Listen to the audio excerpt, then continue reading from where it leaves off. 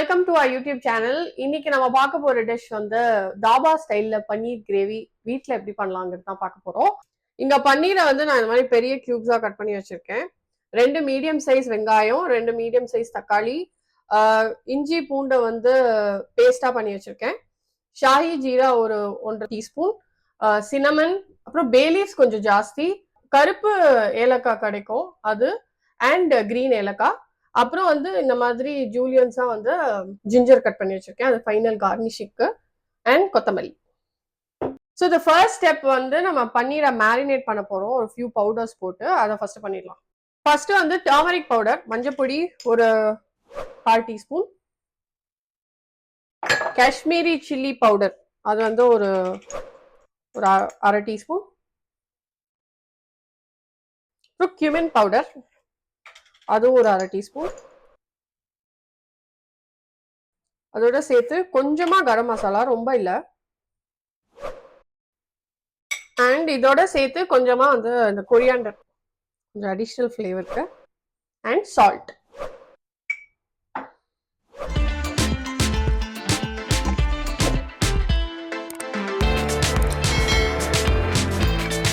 இப்போ இது எல்லாமே சேர்த்து நல்லா மிக்ஸ். இது எல்லா பன்னீரையும் இது போட்டாலும் பன்னீர் உடையாம மெதுவாக பண்ணும். இந்த மாதிரி நல்லா கோட் ஆயிக்கணும். ஸோ இந்த மசாலாலாம் ஆட் பண்ணி நல்லா பன்னீர்ல கோட் ஆயிருக்கு. இது நம்ம வந்து ஒரு 10 to 15 minutes நம்ம வந்து வைக்க போறோம். இந்த மீன் டைம் நம்ம வந்து கிரேவி பண்ணிடலாம். இந்த கிரேவிக்கு நம்ம ஃபர்ஸ்ட் வந்து ஒரு 1 teaspoon oil and ghee add பண்ண போறோம். இந்த எண்ணெயும் நெய்யும் நல்லா சூடாயிட்டு இந்த ஸ்டேஜ்ல நம்ம அந்த கரம் மசாலாலாம் ஆட் பண்ணிடலாம். 1 டீஸ்பூன் அளவுக்கு ஷாஹி ஜீரா, பட்டை, இஞ்சி இலை, இது கொஞ்சம் ஜாஸ்தியா போடணும் இந்த கரம் மசாலா.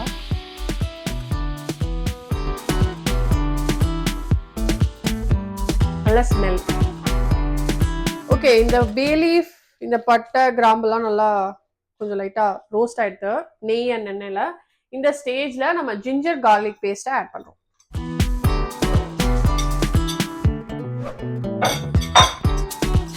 லைட்டா கொஞ்சம் வதக்கிக்கலாம்.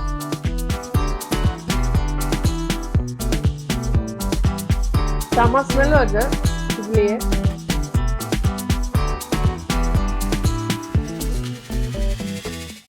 நான் இங்க வந்து கடையில வாங்குற ஜிஞ்சர் கார்லிக் பேஸ்ட் யூஸ் பண்ணல.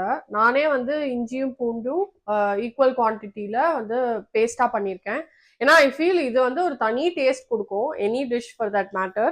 அண்ட் இந்த இதுல வதக்கும் போதே நல்ல ஸ்மெல் வருது. So it gives a lot of additional flavour இந்த மாதிரி பண்ணா.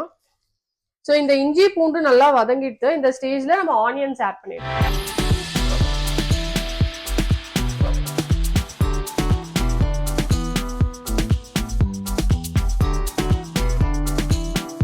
இந்த ஆனியன்ஸ் வந்து நல்லா குக் ஆகணும். அதாவது ஆல்மோஸ்ட் கிட்டத்தட்ட ப்ரௌன் வர அளவுக்கு நம்ம குக் பண்ணணும். இது குக் ஆகிறதுக்கு கொஞ்சமா நம்ம சால்ட் ஆட் பண்ணிக்கலாம்.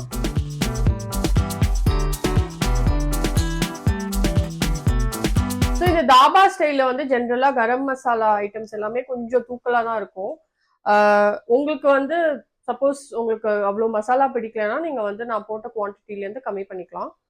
And it's also easy to make. அதாவது வீட்டில் இருக்கிற ஐட்டம்ஸை வச்சே நம்ம வந்து ஈஸியாக பண்ணிடலாம். ஜஸ்ட் தட் இந்த ஆனியன்ஸ் மட்டும் கொஞ்சம் நல்லா ப்ரௌன் ஆகிற வரைக்கும் நம்ம வந்து வதக்கணும். ஸோ இந்த ஆனியன்ஸ் வந்து நல்லா ப்ரௌன் ஆயிட்டு இந்த ஸ்டேஜ்ல நம்ம வந்து பவுடர்ஸ் அண்ட் டொமேட்டோஸ் ஆட் பண்ணிடலாம். 2 மீடியம் சைஸ் வெங்காயம் கட் பண்ணி போட்டிருந்தேன். அதே அளவு 2 மீடியம் சைஸ் டொமேட்டோ இங்கே கட் பண்ணி வச்சிருக்கேன். அதையும் நம்ம இப்போ ஆட் பண்ணிடலாம்.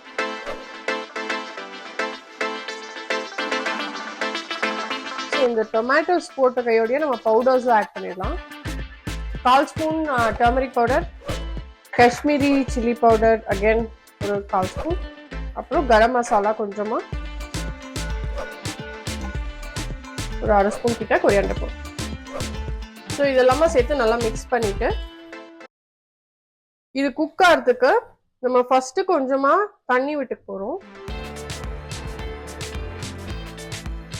ஸோ தண்ணி விட்டு இந்த மசாலாஸ்லாம் நல்லா கொஞ்சம் வேகணும். இதை மூடி போட்டு ஒரு 5 to 6 minutes நம்ம வேக வச்சிடலாம்.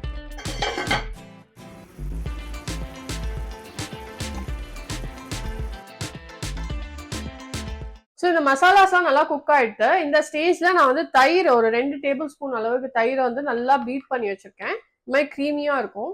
இதை வந்து நம்ம ஆட் பண்ணிட்டோம். ஸோ இந்த தயிர் போட்டுட்டு இதை நல்லா கொஞ்சம் மிக்ஸ் பண்ணிக்கலாம்.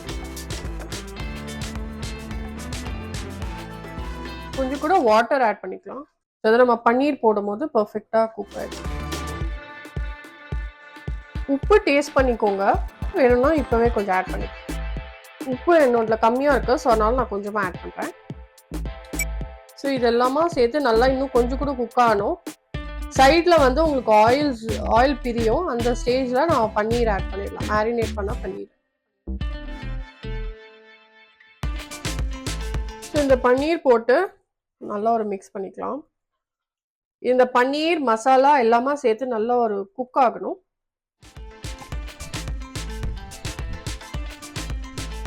ஸோ இந்த பன்னீர் வந்து நல்லா மசாலால குக் ஆயிடுது. சைட்ல வந்து ஆயில் பிரிஞ்சிருக்கு. இந்த ஸ்டேஜ்ல நம்ம கசூரி மேத்தி அப்புறம் வந்து இந்த ஜிஞ்சர் ஜூலியன்ஸை இதில் ஆட் பண்ண போறோம். அண்ட் அதோட சேர்த்து நம்ம வந்து ஒரே ஒரு பச்சை மிளகாய் இந்த மாதிரி ஸ்லிட் பண்ணி போட போறோம். கார்னிஷ்க்கு கொத்தமல்லி. இன்னும் கொஞ்சம் ரிச்னஸ் கொடுக்கறதுக்கு நான் வந்து ஃப்ரெஷ் க்ரீம் ஆட் பண்றேன். ஸோ இதெல்லாம் போட்டு ஜஸ்ட் ஒரு லைட்டா ஒரு மிக்ஸ், அவ்வளவுதான். Tasty Dhaba style paneer is now ready.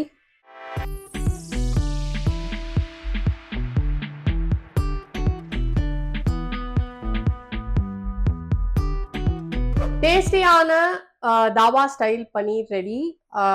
Smell செம்மையா இருக்கு.